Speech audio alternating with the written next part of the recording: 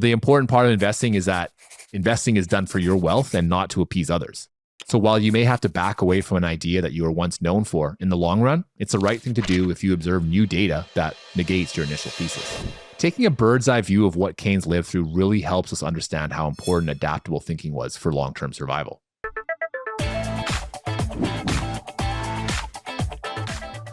Hey, real quick before we jump into today's episode. If you've been enjoying the show, please hit that subscribe button. It's totally free, helps out the channel a ton, and ensures that you won't miss any future episodes. Thanks a bunch. Today, we're going to examine lessons from an economist that basically all investors can learn from. Sounds kind of strange, doesn't it? Most of the time, most investors, including me, rightfully show just outright disdain for economists simply because they confidently attempt to paint these accurate pictures of what's happening in the economy, only to be correct at pretty much the same rate as a coin flip.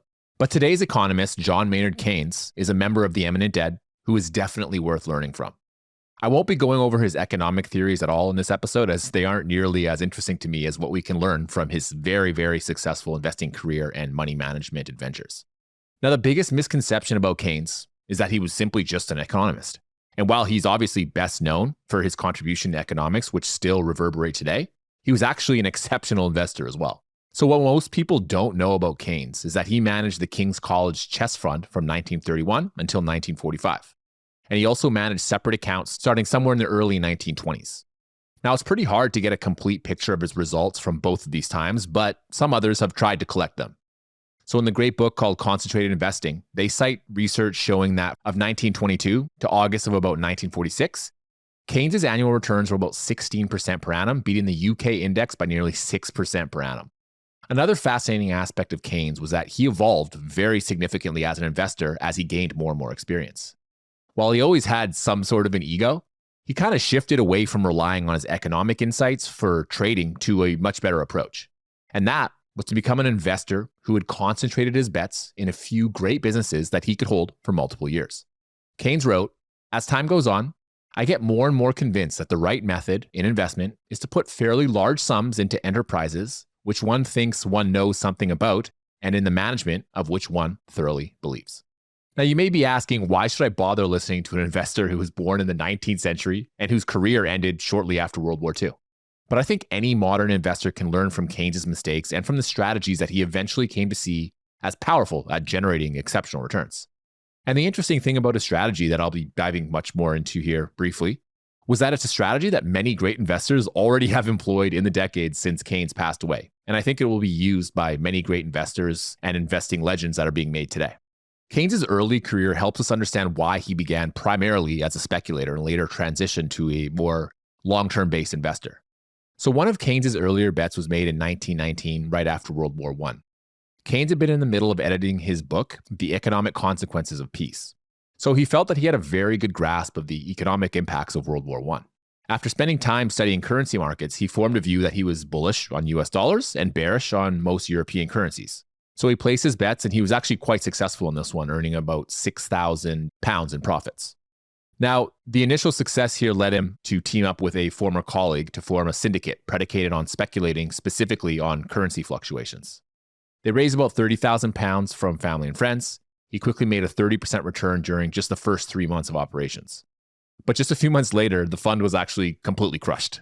Keynes ultimately had to actually take out a loan and liquidate portions of his personal portfolio just to clear his debts to the syndicate, but he did so.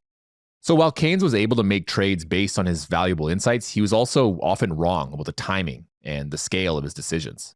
He was very focused at this time on being kind of this top-down, macro-heavy focus investor, and he believed that was his edge in the market. The problem with this is that, as Keynes famously said, markets can remain irrational longer than you can stay solvent. And at the time, he didn't have a framework for how much investor behavior affected markets, but he later remedied that. Now, I like to think of myself as a fundamentals-based investor, but I have to admit that I picked businesses for their macro tailwinds before. And once those macro tailwinds end, things get pretty ugly. One choice I made was on a tiny microcap that manufactures a variety of trusses and engineered wood products. I bought this business back in 2023.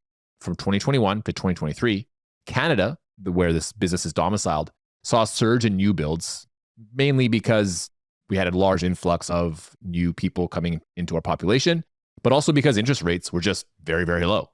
So builders could borrow cheaply, which increased their returns, and buyers could also borrow cheaply, allowing them to bid up the prices of homes. It was a win for the business.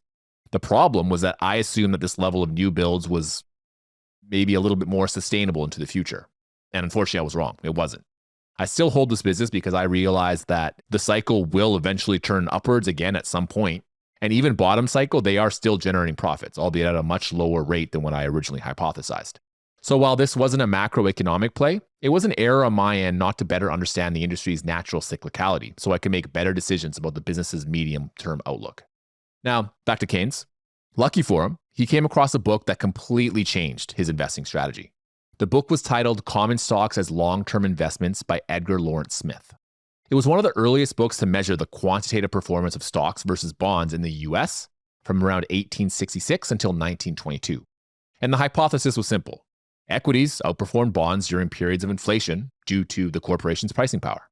During periods of inflation, bonds had no such advantage because their coupon payments were completely fixed. Keynes could see this hypothesis working in practice.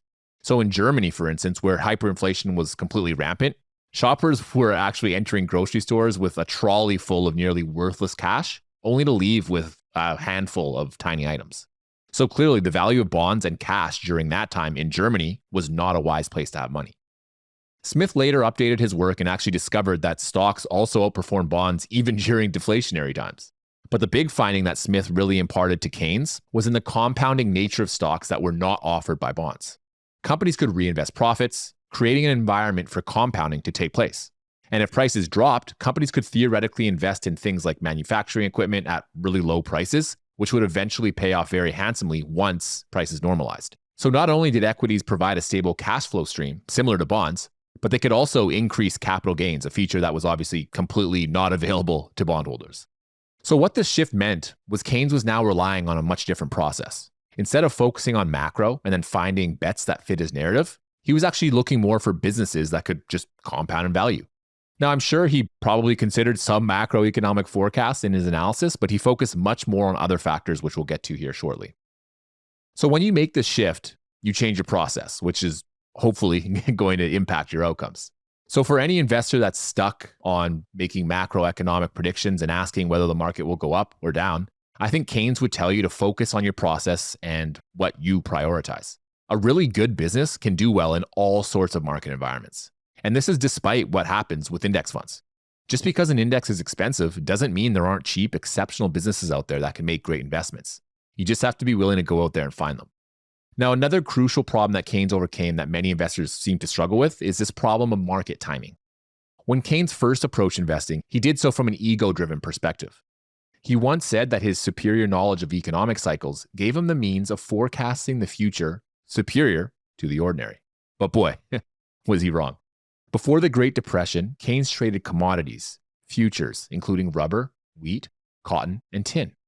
But as the Depression began, these trades turned against him, and very quickly. Due to his, quote, superior knowledge, unquote, he believed that these lower prices were simply a feature of a regular business cycle. But where he erred was in believing that the Great Depression was just another part of a cycle, and it wasn't. Making things even worse, Keynes set up his positions across different industries, believing that diversification would balance things out. As a position in one commodity decreased, he believed he was hedged because other positions would rise. Because of this strategy, he stayed in his positions well into the Depression, and the results were ugly.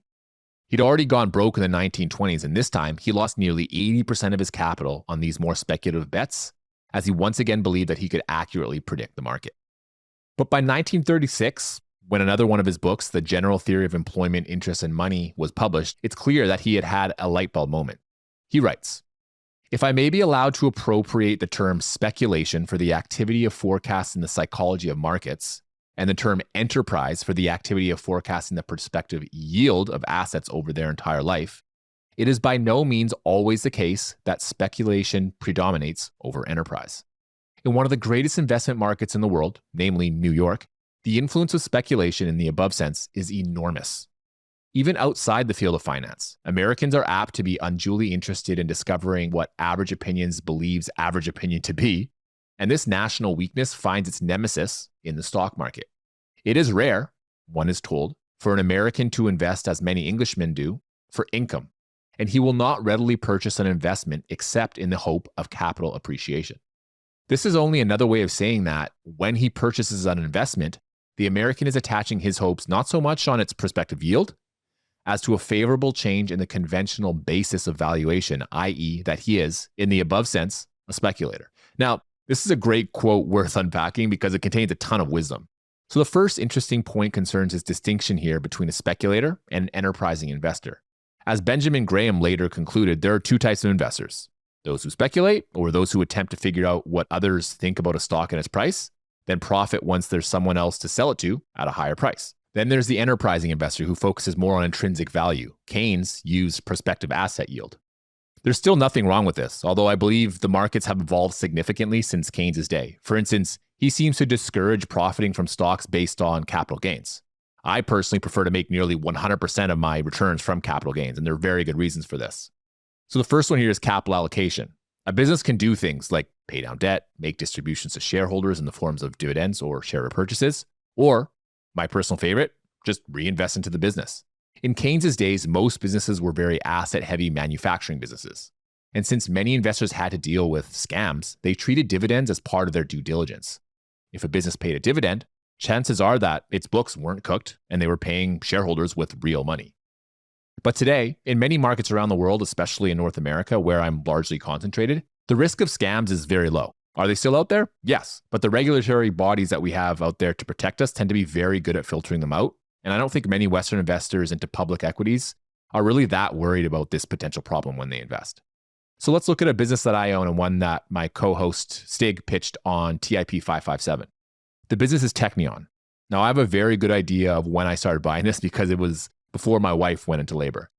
And one thing that I admired about this company, which is a serial acquirer of niche industrial businesses, is that it made a very good capital allocation decision early on.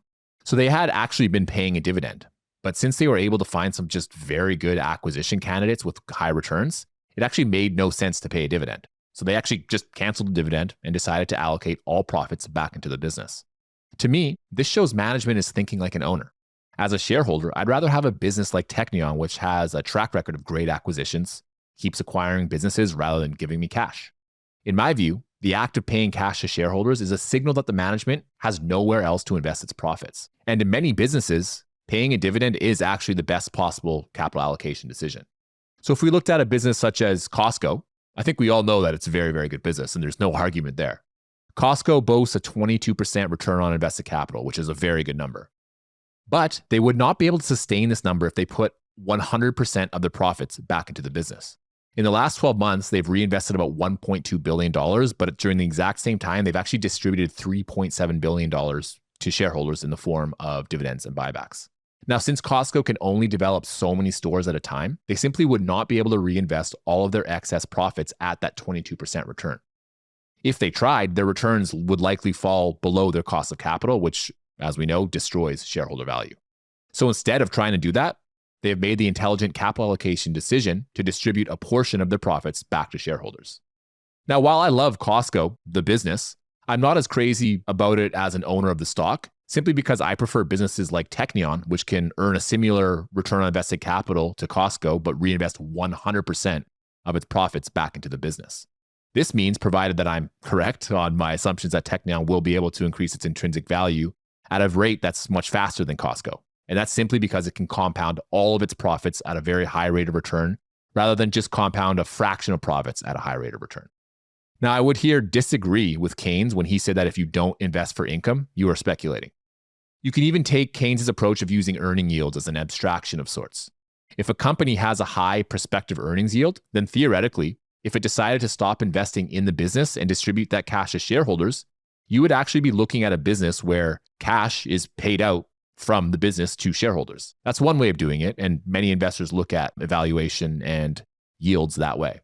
But where Keynes was completely correct and where I completely agree with him is that speculators at their core do not care much for intrinsic value. They're simply buying a stock because they think someone else will pay them more for it. And I think most speculators don't even have a view of what the intrinsic value of a business actually is.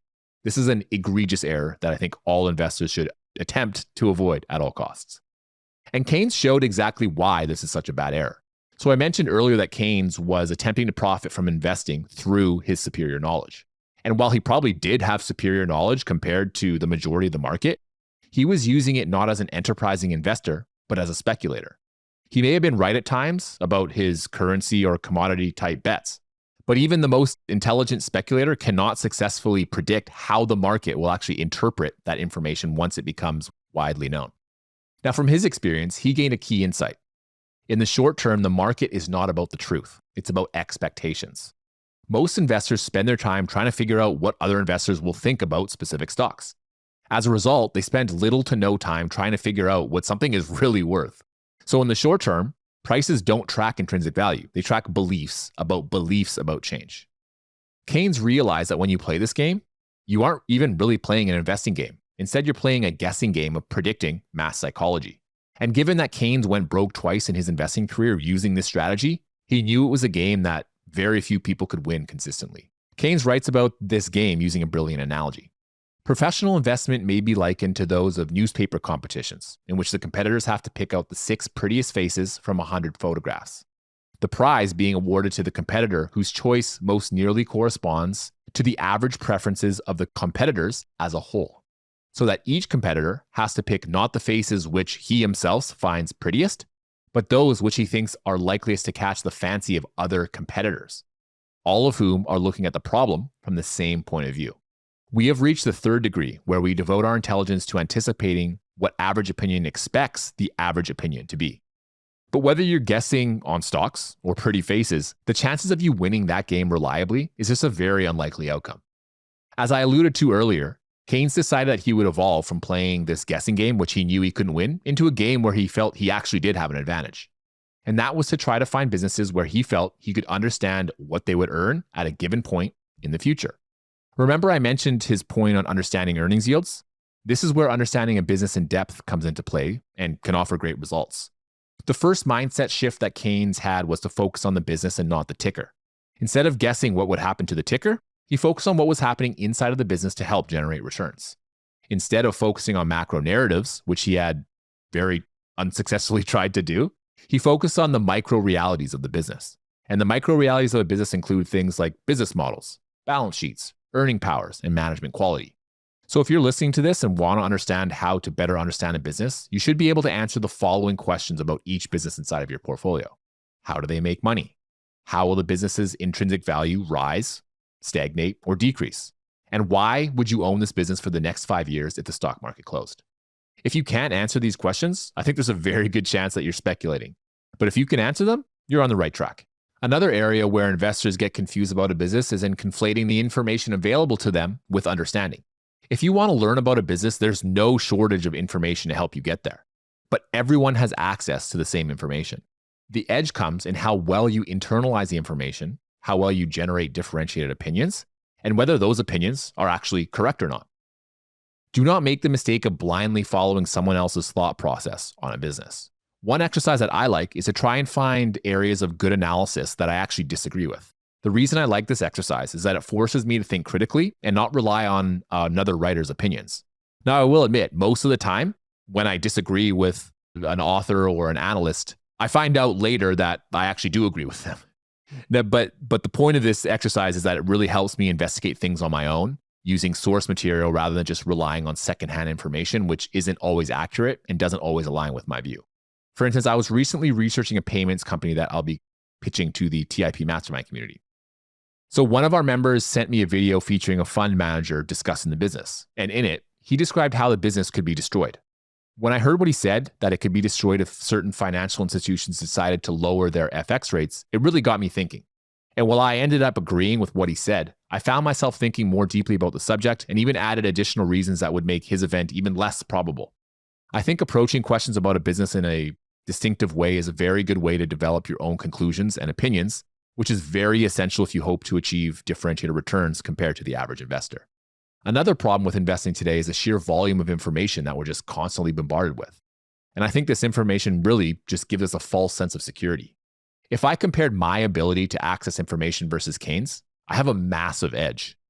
Where he had to get financials mailed to him, I have them at my fingertips. I can get them in 5 seconds if I wanted to.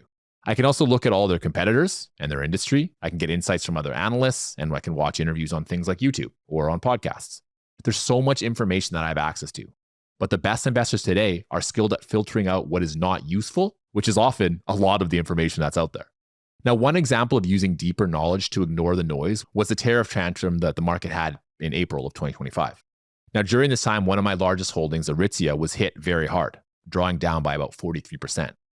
Now, was I one of the masses that was selling my shares to avoid short-term losses? No. I felt my knowledge of the business was sufficient to understand that it would be able to weather the storm.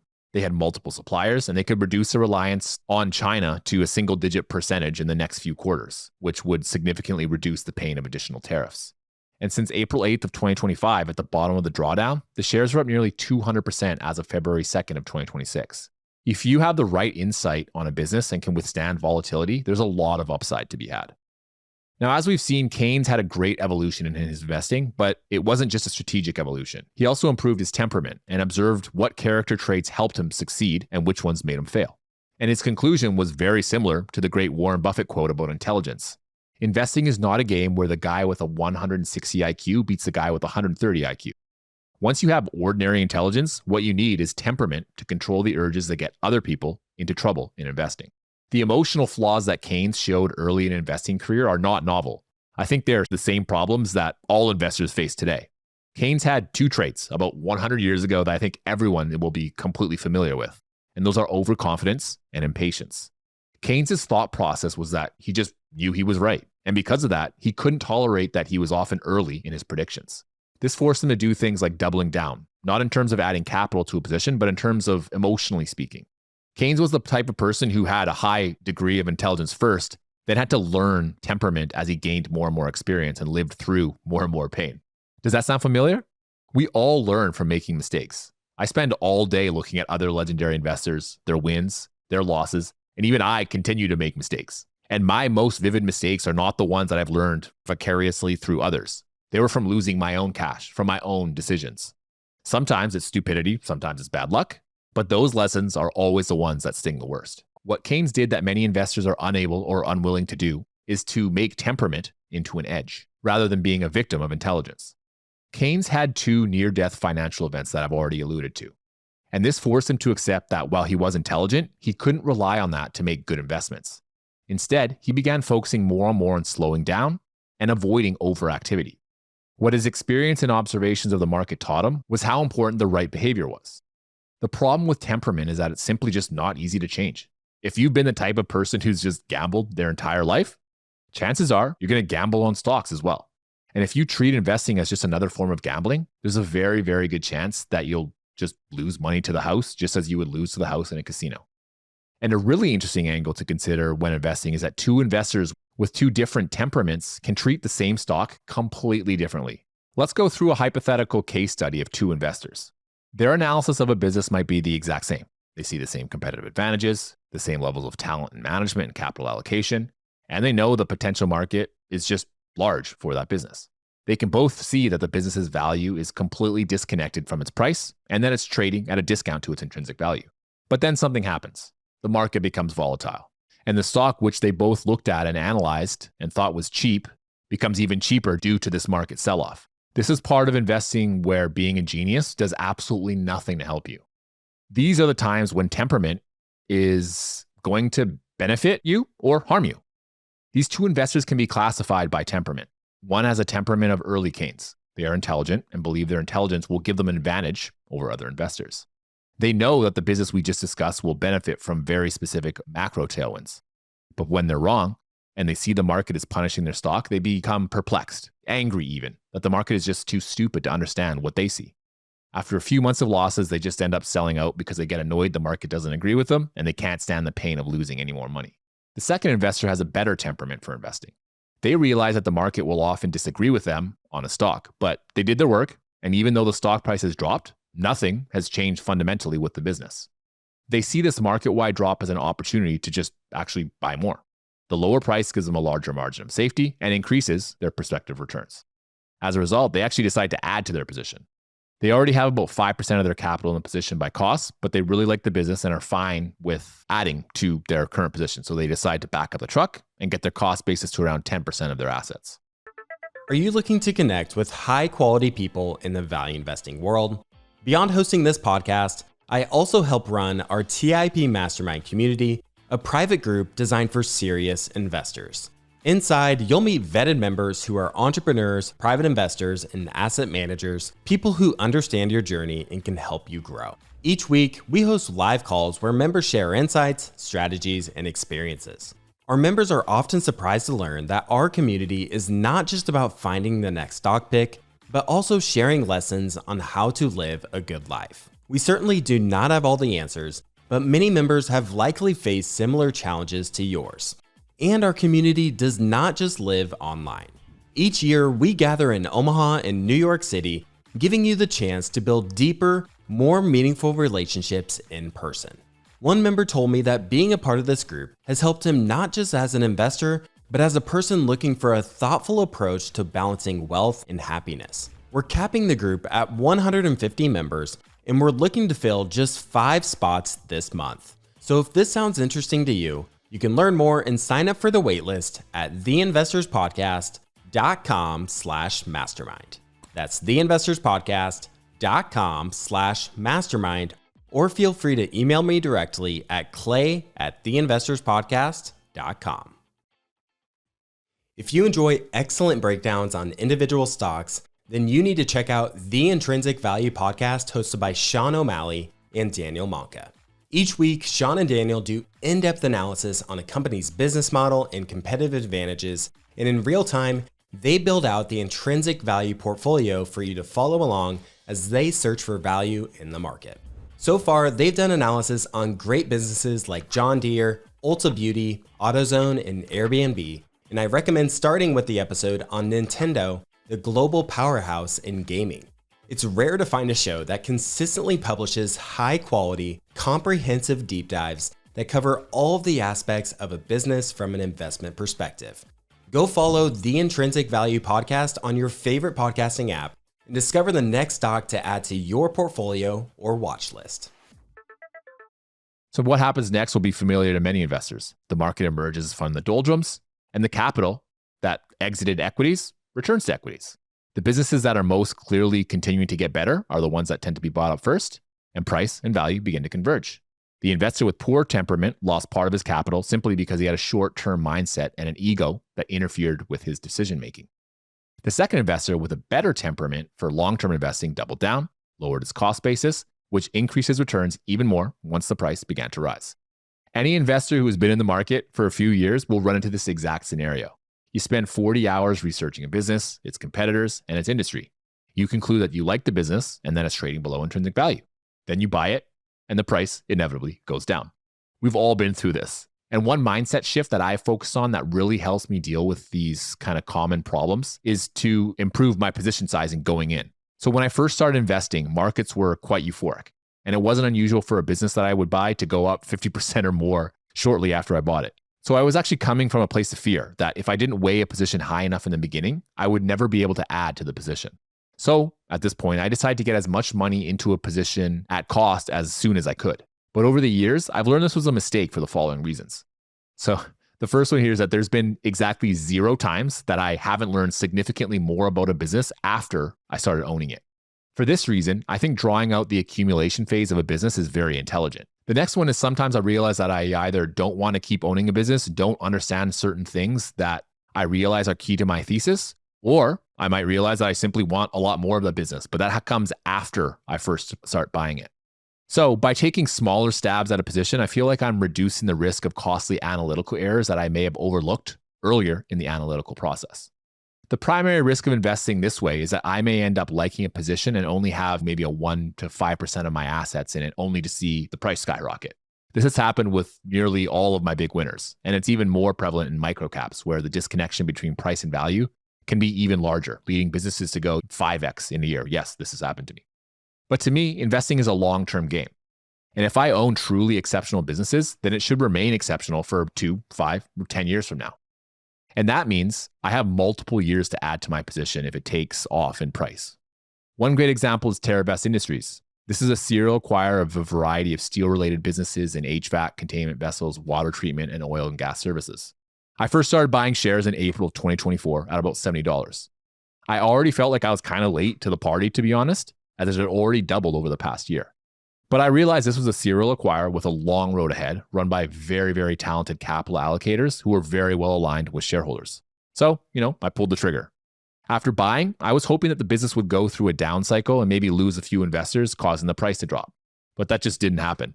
Instead, it went nearly parabolic, rising to about $170 in just a year. But good news, it dipped twice in 2025. The first time during the tariff tantrums in April, and again by the end of the year due to a quarter with results that weren't quite in line with market expectations. Now, both of those times were times where I got to add to my position since I realized I probably wouldn't get into opportunities like that again.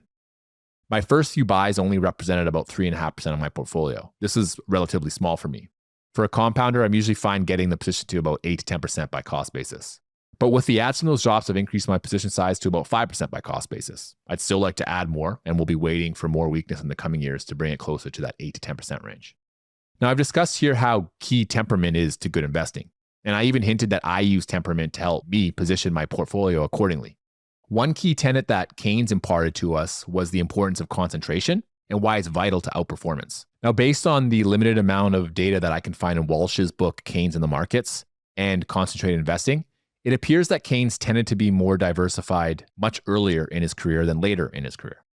But later on, when he saw the benefits of long-term investing, he became more concentrated. So in the book Concentrated Investing by Alan Bonello, Michael Van Bierna, and Tobias Carlyle, they mentioned that he had about 40 to 50% of King's College funds in just a few stocks, with single positions well in excess of 10%.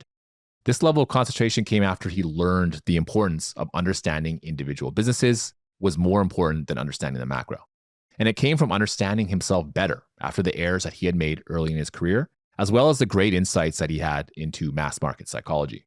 Another reason the concentrated approach worked well for Keynes was his ability to actually take part in it.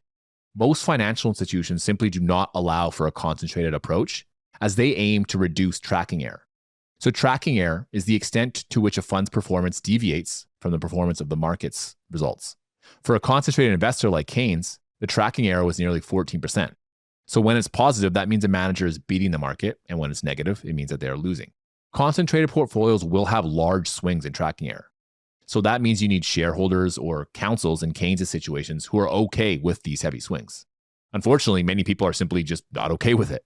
They want managers with low tracking error. Why? I guess it's because whether you perform well or badly, like everyone else, there's kind of a comfort to be found. Regarding this, Keynes wrote, if he is successful, that will only confirm the general belief in his rashness. And if in the short run he is unsuccessful, which is very likely, he will not receive much mercy. Worldly wisdom teaches us that it's better for reputation to fail conventionally than to succeed unconventionally. Keynes had several experiences with institutions. At King's College, he was able to run a concentrated portfolio and wait out volatility and underperformance. For instance, in 1938, the fund dropped 23% versus only a 9% drop for the market. But Keynes also had experience as the investment manager of Natural Mutual Life Assurance Society, an insurer. He was appointed to that position way back in 1919, and that portfolio lost £641,000 in 1937, prompting a letter from the chairman of the insurer which mentioned that Keynes' inactivity of his pet stocks was resulting in losses. In a response, Keynes replied 3 primary points. 1, he didn't believe that he should sell these stocks now that they had dropped because their intrinsic value hadn't changed. He also felt that the long-term probabilities of their success still made them good bets. Number 2, he had zero shame about holding a stock when the market bottomed. He was aiming for long-term results, and the short-term fluctuations are not what he felt he should be assessed on. And thirdly, he just didn't feel like he had done a bad job. As an owner of public equities, there will inevitably be negative price fluctuations. Keynes eventually resigned as a chairman of the insurer. The board could tell that there was another war brewing, and they wanted him to reallocate assets to safer assets like gold or bonds, which Keynes obviously resisted. Keynes said many things that Buffett would later echo. Regarding diversification, Keynes wrote in his letter to King's College, "My theory of risk is that it is better to take a substantial holding of what one believes in than scatter holdings in fields where he has not the same assurance. But perhaps that is based on the delusion of possessing a worthwhile opinion on the matter." He then added, "The theory of scattering one's investments over as many fields as possible might be the wisest plan on the assumption of comprehensive ignorance. Very likely, that would be the safer assumption to make." Keynes' actual portfolio management was a little bit harder to find. There was a great chart in concentrated investing showing his real value add wasn't necessarily in making larger positions out of his highest conviction bets. His big value add was in making sure that he was underweight in his bottom 5 positions. That is a very interesting data point. For instance, was this underweighting a result of the stocks decreasing in price? Or were these just smaller kind of tracking positions that he just never added to because he never saw what he wanted to justify making them larger positions? I think this is a very neglected part of portfolio management. I've already discussed how I like to manage buying businesses that I want to add to, but sometimes it's just not so obvious whether a position should be added to, left alone, trimmed, or completely sold out of. Keynes improved his abilities of keeping his losses small as he gained experience. During the 1921 and 1946 period, his bottom 5 positions accounted for 11.7% of his portfolio. But from 1940 to 1946, this dropped to just 6%. Good value investors are masters at avoiding losses. So if you have positions that you like that offer good upside, but also carry higher downsides than other positions, you may consider minimizing risk by just underweighting them. You can make the argument, why own them then? And I think the answer to that only comes over time. If you have a business in your portfolio, let's say that you can lose 50% on a 5% probability, but make 200% on with a 95% probability, that's an expected value of 2.8, and you want to make that bet. But you have to also focus on the downside here. So in this case, you might make it a smaller position, and as the narrative unfolds and more data becomes available, you can add to it if you feel like it's becoming de-risked. The next lesson from Keynes regards markets as social systems. So I mentioned earlier that Keynes discussed this kind of beauty contest analogy and how that's basically just a guessing game. Now, it's an alluring game to play because, it's really easy to talk ourselves into thinking that we have insights that allow us to win that game. Keynes once believed that, and it took over a decade to change his mind. But he eventually did. And when he decided to reflect on what he learned, he understood that markets don't rely on the truth over the short term. Over the short term, they rely on expectations. The price of a stock isn't a consensus view of its value. It's a consensus view of belief.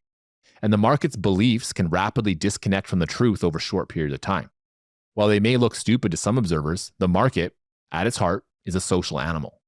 That's why Keynes was able to maintain his composure and his strategy through tough times. He knew that in the short term, the market will become disconnected from reality simply because of investor psychology. But over the long term, the truth is what drove value. The market only stays irrational for short periods of time. And once it becomes obvious to even the most skeptical investor that they were wrong, the market will correct itself. So let's rewind back to November of 2021. I felt on top of the world because my investment in InMode had just turned into a 7-bagger after I'd only held the business for just a year and a half. InMode, for those who don't know, is a business that specializes in the manufacturing and distribution of minimally invasive aesthetic devices. But what happened fundamentally to the business at this time? Did its intrinsic value also go 7x, or were there other forces at play? So EPS had gone up pretty substantially from about 80 cents to $1.80. So there was a great tailwind from that. But that alone doesn't justify that large of a rise in price. The other part of it was the PE ratio and PE expansion. So the PE ratio at the same time went from about 22 times to 50 times. The market clearly was voting that it liked the business. But that elevated PE ratio simply just wasn't warranted, as this was not a recurring revenue machine. It just caught the attention of momentum-focused investors who bid up the price in expectations of continued growth. I think if Keynes had been observing this investment, he would have told me to sell it once it was clear that the price was approaching this insanely high PE ratio. I unfortunately held on to my shares, not because I thought the business was inexpensive, but because I believed it still had a lot of room to continue to get better. Unfortunately, that never really materialized, but I still exited with multi-bagger returns. Now, in concentrated investing, one key theme for a concentrated investor is that risk can be viewed through a different lens depending on the type of access that you have to capital. You can either have permanent or non-permanent capital. If you're a fund, you have non-permanent capital. You run the risk of being forced to sell positions if they aren't doing well, simply because you might get redemptions. But on the other hand, is access to permanent capital. People who invest their own money, you could say, have access to this permanent capital provided they're not using margin. Or you could also take the Warren Buffett approach of just owning a series of private and public businesses. In that sense, you don't have to worry about being forced to sell positions. Managers of non-permanent capital are often required to respond to market beliefs rather than reality. If they're getting redemptions, this often happens when they aren't performing well, meaning they will often be forced to sell positions that have decreased in price, but not necessarily decreased in value. Managers of permanent capital do not suffer from the same systemic problems. If a stock goes down in price and they view that simply as a mistake that the market is making, then they can just hold the position or even add to it. This strategy is completely different between these two archetypes because of the constraints that they have. The other point about the market's expectations is that expectations are often based on narratives, and they completely ignore fundamentals. You see this all the time in story stocks. So there was recently a commodity play that I was recently pitched that had a very exciting narrative. The business is called Liberty Stream, and I do not hold any position in it. Essentially, it was a business that treated water, which was a byproduct of oil drilling. The business discovered some IP to treat this water, and as a result, extract lithium, which is a very hot commodity these days due to its use for batteries and the onshoring of natural resources. While I thought the story was very interesting, the market clearly has too. So the stock price has gone up over 400% over the last year. My problem with it was that the business just isn't generating any profits, and to make it even worse, isn't even generating any revenue. So it appears that revenue will come online soon, but I simply just can't justify investing in a narrative with no numbers to back it up. Could it work? Yeah, of course. But there's a literal graveyard full of great stories that never worked. So I'm okay waiting for validation on a business like this before I decide to invest. If I wait, chances are I'll pay more, but I'll also have validation that the business can actually generate revenue and profits. So let's go over how Keynes battled his emotions. He came up with this notion that he called a sense of proportion. And this is a kind of confidence that value would assert itself over time, even though prices would often try to fool you into thinking that you're wrong. The next is that he reduced diversification. Keynes realized that being overly diversified didn't necessarily reduce returns, but increased psychological noise. Holding fewer positions reduced this noise, which made him less prone to errors. Next is lengthening holding periods. If you set up your investing strategy as Keynes did to find a few good key businesses to hold long term, you don't have to worry too much about short-term fluctuations because you simply understand your businesses well enough to withstand volatility. And lastly here, he just owned businesses that didn't require market validation. Keynes improved his immunity to animal spirits by owning businesses where value could be more easily assessed independently of price. Now, these are key points I think all investors should take note of because it's very easy to lose our emotions. So constantly monitor things such as how you feel about your positions and act only on data points that reveal the truth, not ones that trigger emotions. And you should also avoid acting on data points that are purely based on narrative. Next, I want to focus on making investing more systematic rather than reactive. So Keynes's early investing was based more on a reactive approach. Find macroeconomic tailwinds in the world, then find investments that would move along this hypothesized narrative. As we now know, this strategy failed Keynes twice. As a result, his strategy evolved as he learned and improved from his experiences. He became much more systematic. He invested in fewer positions, held them longer, developed a clear criterion for what defined an enterprise, and avoided short-term forecasting whenever possible. His system wasn't based on hard science like mathematics. It was designed to take advantage of his behavioral edges while reducing opportunities for him to be clever at the wrong time. This reduction in opportunities to be clever was a complete game changer. It's precisely what Buffett and Munger later adopted as key to their success. In Berkshire Hathaway's 1989 annual letter to shareholders, Buffett wrote, "After 25 years of buying and supervising a great variety of businesses, Charlie and I have not learned how to solve difficult business problems. What we have learned is to avoid them. To the extent we have been successful, it is because we concentrated on identifying 1-foot hurdles that we could step over, rather than because we acquired any ability to clear 7-footers. Keynes knew that he was susceptible to trying to profit from being clever. He was a highly intelligent person who wrote entire books on economics and was correct about some incredibly large events, such as how German reparations were likely to cause heavy destabilizing effects and increase the likelihood of another armed conflict in Europe or around the world. So he designed his process simply to try to sidestep his tendency to self-sabotage. Another part of his process that worked wonders related to how he treated his ideas. In his early days, he would trade positions based on his macro insights. But he developed into a much more investor-focused person who wanted long-term exposure to great businesses that could compound. This was an important mindset shift.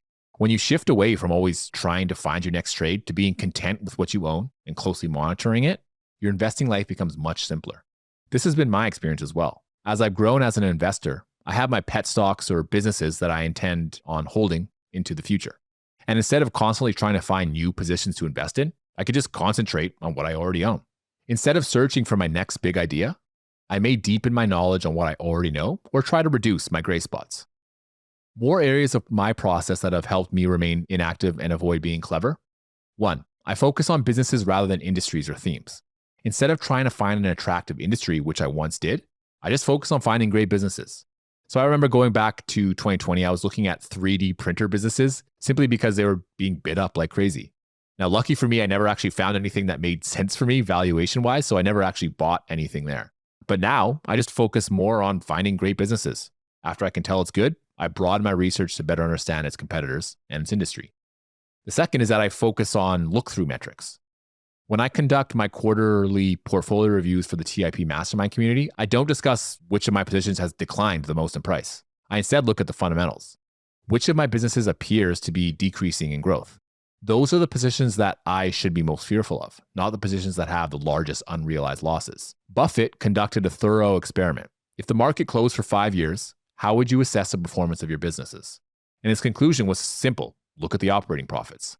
I choose to look at things like revenue growth, owners' earnings growth, and returns on invested capital. As long as those numbers remain above my hurdle rates, I know I've done my job as a capital allocator. Speaking of the TIP Mastermind community, we're getting close to May, which means the community will be very well represented in Omaha for the Berkshire Hathaway annual meeting. TIP will be hosting a few dinners and socials in Omaha for our TIP Mastermind community. These events will be great opportunities to meet kindred spirits in the value investing space, build meaningful relationships, and discuss stock ideas and investing strategies. We'll be closing the group to new applicants at the end of March. So if you'd like to join us in Omaha, you can apply to the community by visiting theinvestorspodcast.com/mastermind or by sending me a note on LinkedIn. The third one here is to treat your businesses like artwork. So I stole this mental model from Monish Pabrai, and I think it's a great one to keep very top of mind. Long-term investors should view their portfolio as a museum. There will be a few featured works of art that should never be touched. They will be very rare, but will also be the most valuable pieces of art that you own. The rest will be decent pieces, but you may want to sell them if they become too expensive. Then you'll invest in a few pieces of art that turn out to be mistakes, and those you can just try to sell and continue trying to find more. The point here is to treat your winners well and remove your losers. And when I'm discussing winners and losers here, I'm not talking about price. I'm talking about intrinsic value. Price will follow intrinsic value over the long term. I'd rather have a business that doubles its intrinsic value over a business that had a zero change in its intrinsic value, but doubled in its price based purely off of multiple expansion. Those are the 3 areas of my investing process that have helped me immensely. 1 or 2 might work for you. So if you give any of them a shot, let me know how they turn out. Keynes is very well known for the quote, "When the facts change, I change my mind. What do you do, sir?" But some context about why he said that is very helpful. To understand it better, we have to rewind all the way back to 1921. John Maynard Keynes was already a very formidable economist, and his opinions carried considerable weight. So when he found himself being grilled by officials during a government hearing, the detractor claimed that Keynes tended to change his mind on important topics over the years. And this is where Keynes came back at him with that quote above. So we can see here that Keynes was already a deep thinker in his early years, and he was willing to not only make subtle changes, but also abandon his entire belief systems if the information that he had access to updated his beliefs. Some of his earlier beliefs included that he could beat the market with macroeconomic insights, that economic cycles were completely forecastable, and that diversifying with opposing risks would reduce risk. But over time, he observed his own experience in each of these concepts, and all of them failed catastrophically. The final straw after the 1929 crash cemented that he needed to make some very large-scale adjustments to his beliefs. Otherwise, he was likely to keep making mistakes, and one can only go broke so many times. As a result, his thinking evolved. He shifted from being a macro-focused investor to looking at individual businesses. He went from having a trader's mindset to focusing more on owning great businesses that he could stick with through economic cycles. Instead of diversifying, believing he could avoid risk that way, he concentrated because he knew that he could understand a few key businesses better than spreading himself across multiple companies and concepts. And then he just moved away from trying to benefit from his forecasting and relied more on his judgment about a good business. To an outside observer, Keynes may have appeared inconsistent, but I believe the answer is different. From a government official's perspective, relying on the expertise of someone like Keynes, I can see why they might have been upset with Keynes for changing his mind. But since Keynes was focused on the truth, he had to update his beliefs as new information became accessible to him. And whether those changes in his beliefs bothered others didn't matter as long as he felt he was getting closer to the truth. This is such a powerful concept because it's easy to see how it plays out in real life, especially in investing. Investors will have their belief systems, and some will ride those beliefs to the grave, even in the face of overwhelming evidence to the contrary. When you hear about investors sticking with a business while it's being liquidated, you can tell exactly what I'm saying. I'm lucky, or maybe it's just that I haven't been investing long enough. None of my businesses that I've ever owned has gone to zero. I've had some massive losses, but no zeros yet. Part of the reason for this is that most of the businesses that I own are relatively conservatively financed and generate a lot of cash. Businesses with these two attributes are a lot less likely to file for bankruptcy. And conservatively financed businesses often mean they don't have assets that would go to their debtors over holders of their equity. But where belief updating has come in handy for me is in analyzing when I'm wrong on an investment. One big insight I had about belief updating is how I update my thinking when I'm looking at forward returns in kind of that 1 to 3 year range. So when I was a newer investor, I was far too optimistic. I'd have my bear, base, and bull case, but I think I attributed far too high of a probability to the base and bull case, and I'd give too low of a probability to the bear scenario. So back when I started, I might have given maybe a 20% probability of the bear scenario, but given that I only tend to be right about 50% of the time, I realized I should probably shift that bear scenario upward, and probably more significantly even than I ended up doing. So today, I generally start with about 33% bear case scenario for my compounders, and for my inflection point businesses, I'm even more pessimistic, and I give them about a 40% bear scenario. But probabilities are also a very dynamic thing. They aren't a static data point.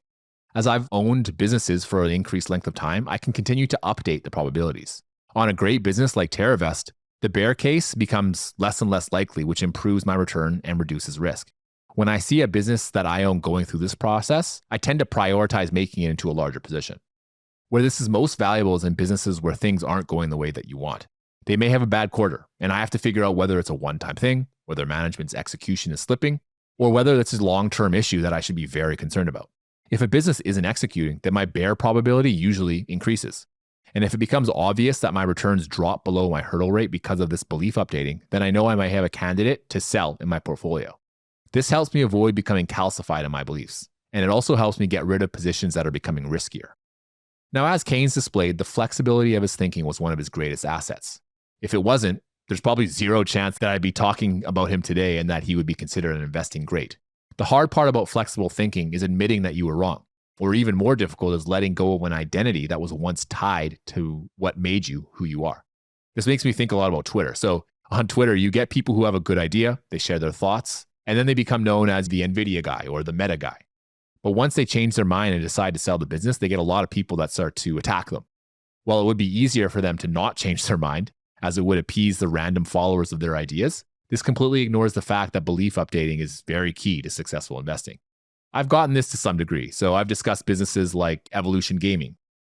And when people realize that I no longer own it, even, over the last few months, I tend to get bombarded with questions about why I ended up selling it.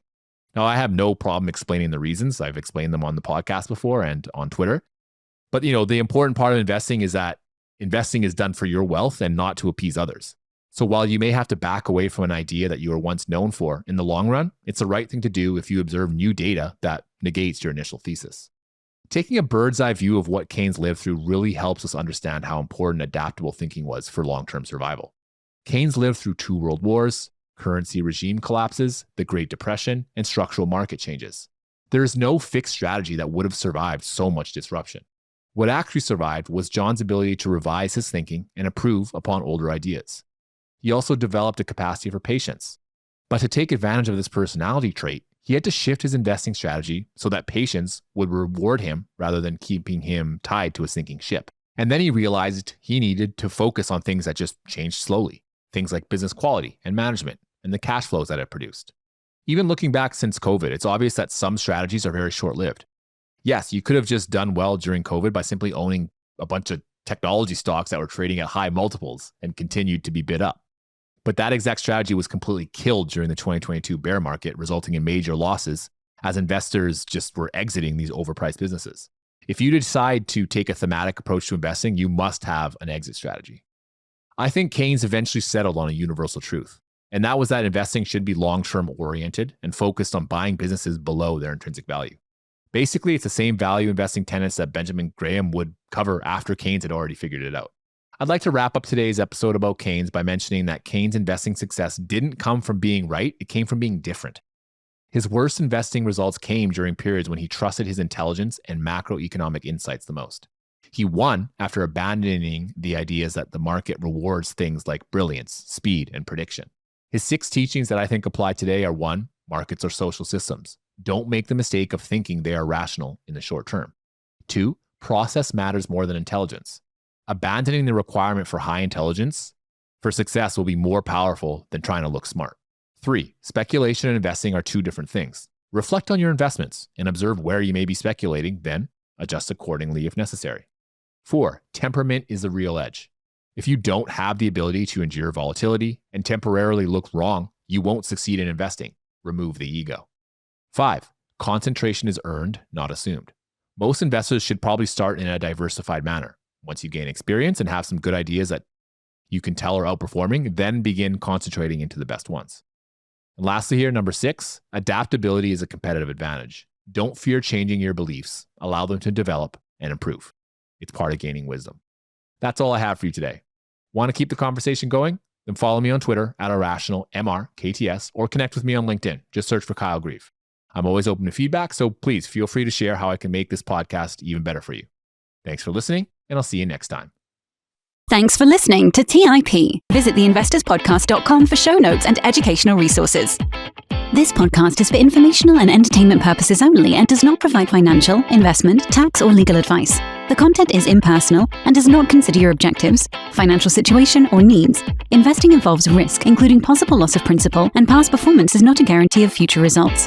Listeners should do their own research and consult a qualified professional before making any financial decisions. Nothing on this show is a recommendation or solicitation to buy or sell any security or other financial product. Hosts, guests, and the Investors Podcast Network may hold positions in securities discussed and may change those positions at any time without notice. References to any third-party products, services, or advertisers do not constitute endorsements, and the Investors Podcast Network is not responsible for any claims made by them. Copyright by the Investors Podcast Network. All rights reserved. So Seneca wrote, "There is no favorable wind for the sailor who doesn't know where to go." This was Sahil's way of making sure that if you choose to build your 5 types of wealth, you need to better understand where you are today and where you want to be in the future. Answering the question above will help you determine where you want to go and the path that you need to take in order to get there.